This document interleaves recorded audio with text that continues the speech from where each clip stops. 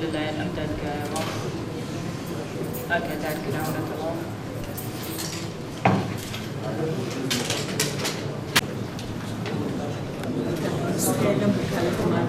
ئەمڕۆ چوارەم دادبینی بوو لە دادگای بەرای هەڵەبجە وەک بەڕێستان بینیتان لێرە ئێمە ئامادە بووین و دیارە لە کۆی داوا لێکراوان کە ئەمڕۆ تەنها پارێزەری ساڵح محەممەد مەهدی مەجید لێرە ئامادە بوو و دادبینی دواخرا بۆ 28 2019 ئەویش لەسەر ئەوەی بەڕێز دادوەری دادگای بەرای هەڵەبجە لە مانجی 12 نووسراوێکی کردووە بۆ ئەنجومەنی دادوەری لەسەرەوەی ئایا عێراق پرۆتۆکۆلی هەیە لەگەڵ ئەو وڵاتانەی کە ئێمە سکاڵامان یاخود بڵێن داوامان تۆمار کردووە لەسەر کۆمپانیەکانی ئەو وڵاتانە و ئومێد دەکەین بۆ 28 ئێمە چونکە هەموو بەڵگەکانمان ئامادەیە و ئامادەگیری زۆر باش کرایە لە یەکەم ڕۆژی لە 13 2018ەوە ئێمە تەواوی ئامادەکاری خۆمان کردو و بەڕێز گاڤرێل هەموو دۆکمنتەکانی هێناوە بۆی بیخینە ڕووی دادگا بەڵام بە خۆتان دەزان ئیجراعاتەکانی دادگا وایە پێویستە هەموو ڕێکارەکان بە شێوەیەکی یاسایی بکرێ و بوونی ئەم کۆمپانیایانە لە دەرەوەی وڵات بەڕاستی ئەوە کێشەکەی بۆ ئێمە دروست کردووە چونکە پێڕاگەیانەکان ئەبێ بە شێوەیەکی یاسایی بکرێ نووسراو لێرەوە بۆ سەرۆکایەتی دادگای تێهەڵچوونەوەی سلێمانی پاشان بۆ ئەنجومەنی دادوەری پاشان بۆ فەرمانگەکانی دەرەوە لەوێەوە بۆ نوێنەرایەتی حکوومەت لە دەرەوە لەوێەوە بۆ کۆمپانیاکان و ئەو گەڕانەوەی بەحقەت ئەوەش بۆ کێشەک بۆ دواخستنی دادگاکان هەندەزار بەس ئومێد دەکەین لە 28 بتوانین کەوینە سەر ئەوەی کە ئەو بەڵگانەی کە ئەو ڕۆژ لامان هەیە بیخینە ڕوو و کەسوکاری قوربانیانیش بزانن کە ئێمە ئەگەر داوامان لەسەر هەر کەسێک تۆمار کردووە ئەگەر تەواوی بەڵگەکانمان لەبەردەست نەبێ ئەوە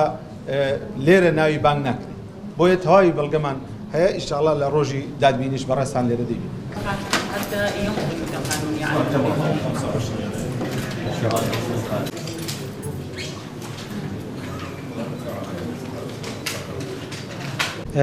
زۆر جار دواکەوتنی دانیشتنەکانی دادگا مەسەلەیەکی تەکنیکی و ئەمە یەکەم جاریش نییە دوو سێ جارە ئەمە ڕوودەدات. We're very disappointed, and more than that, our clients continue to suffer every delay. ئەمە بە هەر دواکەوتنێک بێهیوا ئەبین لەبەرەوەی ئەمە نەنەراتی و کەسانە دەکەین کە ئازاریان چەشتووە. Part of the delay was caused by some of the defendants who falsified their addresses in Europe when they were tried to being served. یەکێک لە هۆکارەکانی دواکەوتنی دانیشتنەکانی دادگا ئەوەیە کە ئەو کەسانەی کە داوایان لەسەر تۆمار کراوە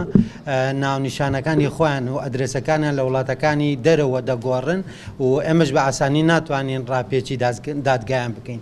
So for example, in one of the cases, or two of the cases, the summons was properly served,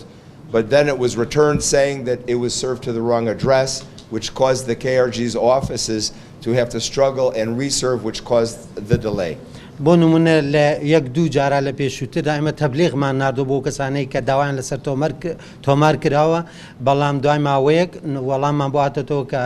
ناردنی ئەو تەبلیغە بە ئەو کەسە نەگەشتووە کە داوای لەسەر تۆمار کراوە لەبەرەوەی ئەدرێسەکە ناونیشانەکە غەڵەت بۆ ئەمەش کارەکانی حکوومەتی هەرێمی کوردستان قورستر دەکات لە دۆزینەوە کەسانەی کە داوایان لەسەر تۆمار کراوە. And these are tricks that we've seen in other courts in other countries where companies play to try to delay the proceedings and wear down the plaintiffs. ئەمەش یەکێکە لەو فرتوفێڵانەی کە ئەو کۆمپانیا و لایەنانەی لە